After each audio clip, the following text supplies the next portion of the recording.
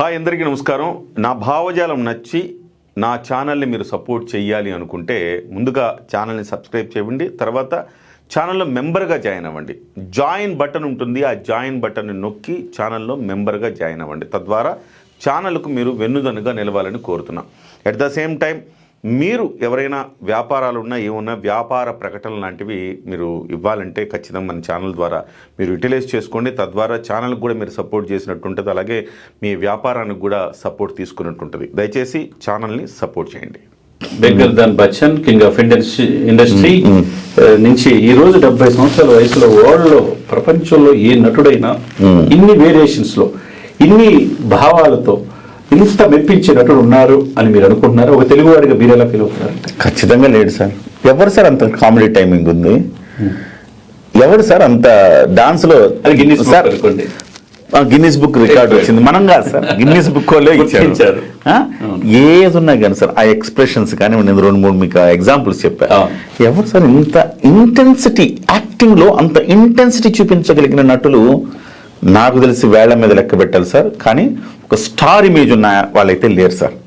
First of all ఇంకోటి చెప్పాలి, చాలా మందికి మనం అందరం వెళ్తున్నాము, ఎంజాయ్ చేస్తున్నాము. ఆ లెటర్ ఎవరు రాశారు కదా, మరి అదే చెప్తున్నారు, 70 ఏళ్ళప్పుడు మీరేంది సార్? మేము డయాలిసిస్ సెంటర్స్ కి, లేకపోతే హెల్త్ చెకప్ కి, లేకపోతే ఫిజియోథెరపీకి వీటికి వెళ్ళాల్సిన పరిస్థితిలో మేమున్నాం, మీరేంది ఆ డాన్స్ లేదు. కానీ మనం ఒక్కసారి వెనక్కి ఆలోచిస్తే ఆయన పరిశ్రమ ఎంత ఉంటుంది సార్, ఎంత శ్రమపడి ఉంటాడు ఆయన బాడీని ఆయన ఆ రకంగా 40లో లాగా కనపడడానికి ఆయన ఎంత శ్రమ చేస్తే ఆ లుక్ వస్తుంది సార్. రోజు ఎంత శ్రమ సార్.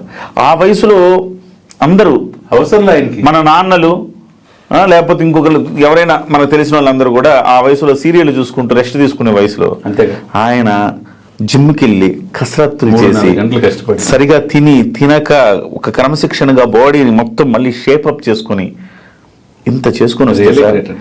సో ఆ శ్రమ ఎంత సార్. ఇవాళ మీరు నేను 1 గంట జిమ్ చేయాలంటే అంత శ్రమ పడతాం సార్.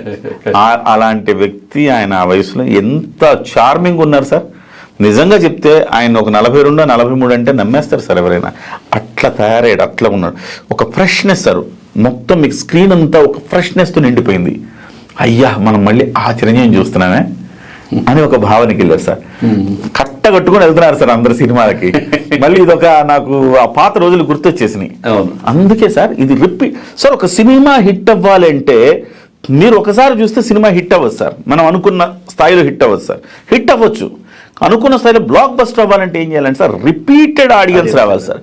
ఇవాళ రిపీటెడ్ ఆడియన్స్ ఎందుకు వస్తున్నారంటే ఫ్యాన్, ఒక కుటుంబ సభ్యులు. మీరు అనుకోండి సార్, సపోజ్ మీరు ఫస్ట్ వెళ్ళిపోతున్నారు మా అన్నయ్య సినిమాని, నెక్స్ట్ మీ ఫ్యామిలీని తీసుకెళ్తున్నారు, నెక్స్ట్ మీ ఫ్రెండ్స్ని తీసుకెళ్తున్నారు, మళ్ళీ చూస్తారు. ఇట్లా 3-4 సార్లు ఒక్కొక్కరు సినిమా చూస్తాను. నేను ఫ్రెండ్స్ని అడిగాను సార్, ఎన్నోసారి అంటే 3ఓసారి చూస్తున్నాం, 2ఓసారి చూస్తున్నాం.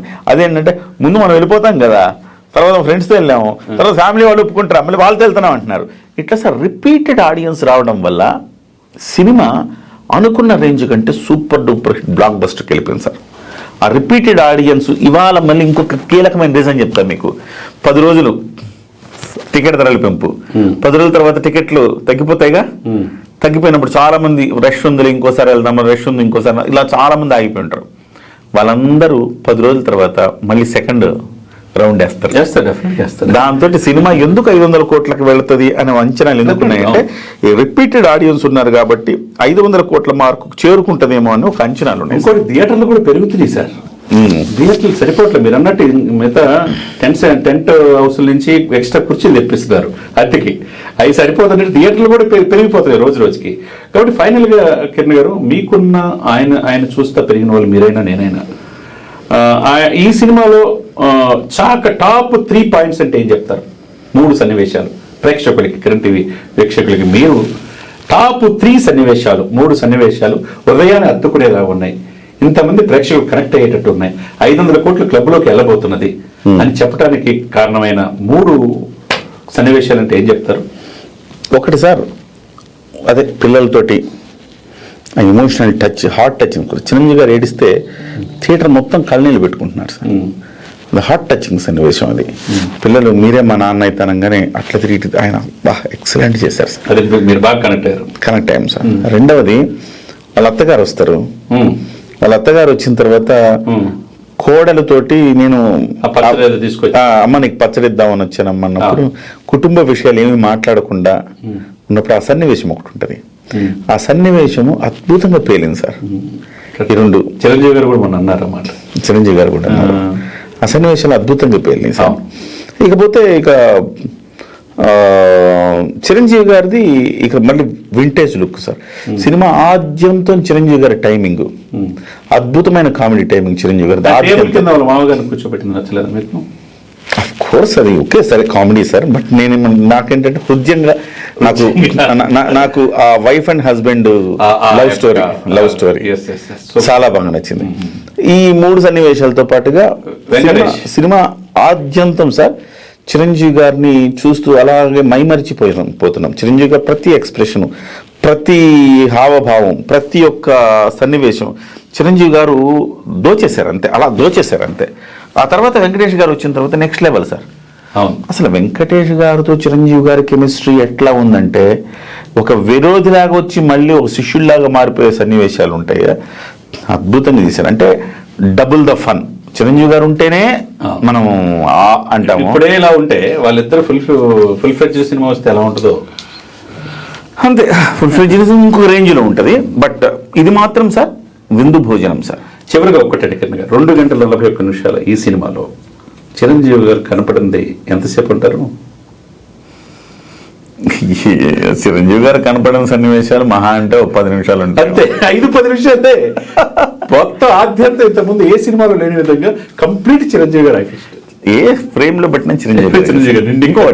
ఇంకోటి బాగా నచ్చింది అన్నారు కదా మీరు. ఇంకోటి ఆల్ నంగనాచీస్ వాళ్ళందరూ ఆడవాళ్ళందరూ కూర్చుంటారు. కిట్టి పార్టీకి వచ్చి ఆడవాళ్ళందరూ కూర్చుంటారు.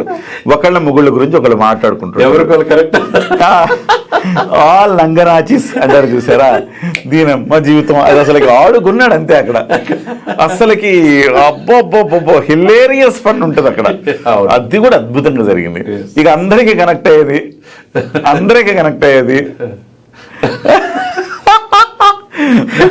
చెప్పాలి. మధుపానం మధుపానం మహదానందం మనోధైర్యం ధనాదం. ఇది చాలా మంది ఇప్పుడు సంక్రాంతి నుంచి అందరూ ఇట్లా పోయట్లేదంట. బాటిల్ ఇట్లా పోస్తున్నారు దాన్ని ఇట్లా తిప్పి ఇలా పెడుతున్నారు. మధుపానం మహదానందం మనోధైర్యం ధనాదనం కొట్టేస్తున్నారు. చెప్పారు. చివరికి ఆడవాళ్ళు సార్, ఆడవాళ్ళు అది కూడా విజువల్. ఆడవాళ్ళు కూడా ఈ రకంగా చేస్తున్నారంటే అర్థం చేసుకోండి. అంటే వాళ్ళు నిజంగా తాగుతున్నారని కానీ నా ఉద్దేశం. వాళ్ళు దాన్ని ఎంజాయ్ చేస్తున్నారు, రీల్స్ చేస్తున్నారు దాని మీద.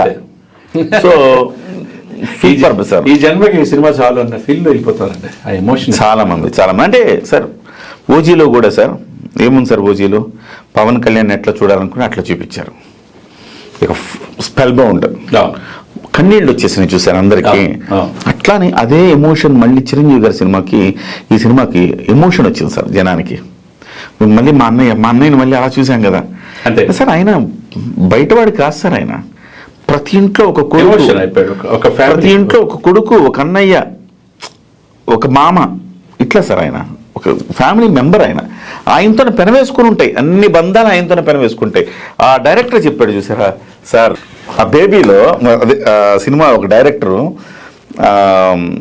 ఆయన్ని అంటే మన సంపూర్ణేష్ బాబుతో కూడా సినిమాలు తీశాడు కదా. ఆ డైరెక్టర్ ఒకసారి చెప్తారు, ఆయన అన్నయ్య మీరు మా జీవితాన్ని ఎంత ప్రభావితం చేశారో మీకు తెలియదు. బాధ వస్తే మీ పాటే పెట్టుకుంటాం, కోపం వచ్చినా మీ పాటే పెట్టుకుంటాం, సంతోషం వచ్చినా మీ పాటే, మీ సినిమానే చూస్తాం. మా జీవితంలో ఎలాంటి అనుభవాలు, ఎలాంటి అనుభూతులు కలిగినా మీ సినిమాలు, మీ పాటలు ఉండాల్సిందే. మా జీవితంతో అంత పెనవేసుకుపోయారు మీరని చెప్తారు చూసారా. That is real. అది ప్రతి ఒక్కరి జీవితంలో జరిగేదే. గ్రేట్ వర్డ్స్ కింద గారు చూశారు కదండి. చెట్టు చిరంజీవి అయితే భవిత బంగారమే. ఆ చెట్టు ఏం ఆశించకుండా పెరుగుద్ది, తనతో పాటు తన కుటుంబాన్ని, తన సమాజాన్ని పెనవేసుకునేటట్టు తీసుకెళ్తుంది. అభిమానులు సేవా కార్యక్రమం వైపు తీసుకెళ్లాడు. తన ఇంట్లో 7 హీరోలను తయారు చేశాడు. తర్వాత కూర్చోటానికి కుర్చీ అతనే అయ్యాడు, పడుకోవడానికి బెడ్, చనిపోయేటప్పుడు 4 కట్లు అన్నట్టుగా చెట్టు చిరంజీవి అయితే బయట బంగారమే. ఈరోజు అనేక మంది మార్గదర్శి కిరణ్ గారు చెప్పినట్టుగా ఏమో ఆశించకుండా మనిషి సేవ చేయాలన్న ఆలోచన రావాలి. చిరంజీవి అనేది ఒక వ్యసనం, చిరంజీవి అనేది ఏ జన్మలోనూ మనం రుణపడి ఉన్నాం. కాబట్టి ఈ రోజున ఇంతమందికి కనెక్ట్ అయ్యి కోట్లాది మంది అభిమానులు ఎక్కడున్నా మా చిరంజీవి అని ఫోన్ చేసుకుంటున్నారంటే మరి ఈ సినిమాకి ఇంకేం కావాలా? ఓకే, థ్యాంక్ యూ కిరణ్ గారు. నమస్తే అండి, థ్యాంక్ యూ.